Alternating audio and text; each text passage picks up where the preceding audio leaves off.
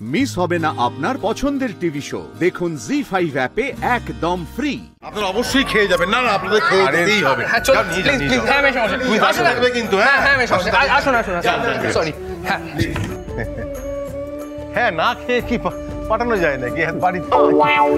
মেজো তোর তো ধ্যাসটা শেষ নেই দেখছি। তুই ওদের খেতে পাঠালি কেন? জানিস মাংস কম আছে, একটা তো খাবে, মাংস কম পড়ে যাবে। আরে কম নেই, 8 কিলো মাংস এসে।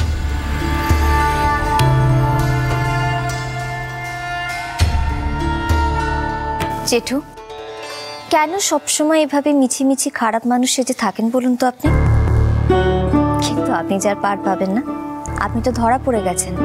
আপনারও যে একটা মিষ্টি মন আছে, আপনিও যে আমাদেরকে ভালোবাসেন, সেটা তখন প্রমাণ হয়ে গেছে। বাবা, আমি কিন্তু পর্ণার থেকে সব শুনেছি আপনি কি করেছেন।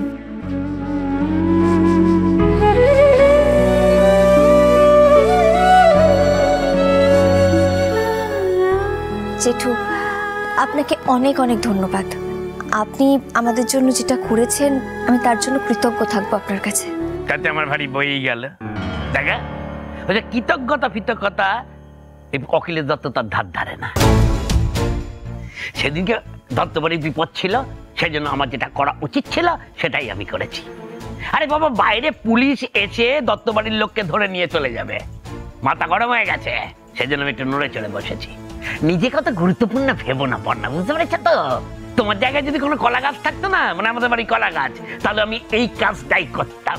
শুনে রাখো, তোমাকে আর তোমার এই ফটকে বন্ধুকে আমি আগেও সহ্য করতে পারিনি, আজও সহ্য করতে পারি না, ভবিষ্যতেও সহ্য করতে পারবো না। তোমরা যেদিনকে এ বাড়ি থেকে বিদায় হবে না, সেদিন আমি গিয়ে গঙ্গা স্নান করব। এটা ক্ষীর মাখানো কথাবার্তা না। তুমি তোমার শ্বশুর আর স্বামীকে গিয়ে বলো, তারা মাথায় করে নাচবে। আরে বাবা, তোমরা এই বাড়িতে এসে এবারে নিয়ম কানুন সব বদলে দেবে, তারপরে আমি তোমাদের মাথায় করে নাচবো? না না, সেটা ভেবো না, আমি পাল্টাবো না, বুঝতে পেরেছ? যত সব ও আর বদলালো না, একই রয়ে গেল। দিদি ভাই আমার কাছে আয়, আমার কাছে।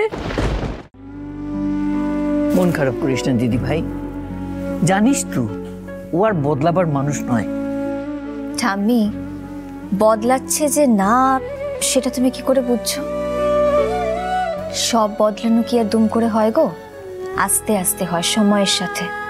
তবে বীজটা যে এখন গাছ হয়ে পাতা মেলতে শুরু করেছে, সেটা আমি বেশ বুঝতে পারছি। তুমি দেখো ঠাম্মি, আমি দত্ত বাড়িটাকে ঠিক তোমার মনের মতন করে একদিন বদলে ফেলবো। জানি তো আমার দিদি ভাই ঠিক পারবে। সোনা দিদি আমার।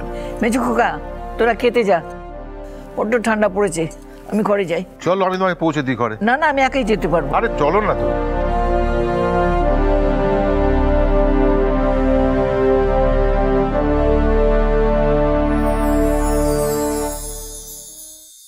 বলছি, আজ আমি আর তুমি পাশাপাশি বসে খাবো, প্লিজ। একদম দুষ্টুমি না। আরে বাবা, বাড়ির সবাই আছে না, আমি কিন্তু জেঠি আর রুচির পাশে বসে খাবো, একদম বায়না করবে না। না, আমি তুমি পাশাপাশি বসে খাবো, প্লিজ প্লিজ। তুমি আমাকে মাছের কাঁটা বেছে দেবে। হ্যাঁ খোকা, আজকে না মাছ না মাংস হয়েছে, তাই একদম বায়না না। চলো। জি5 ডাউনলোড করুন আর সব এপিসোড দেখুন একদম ফ্রি।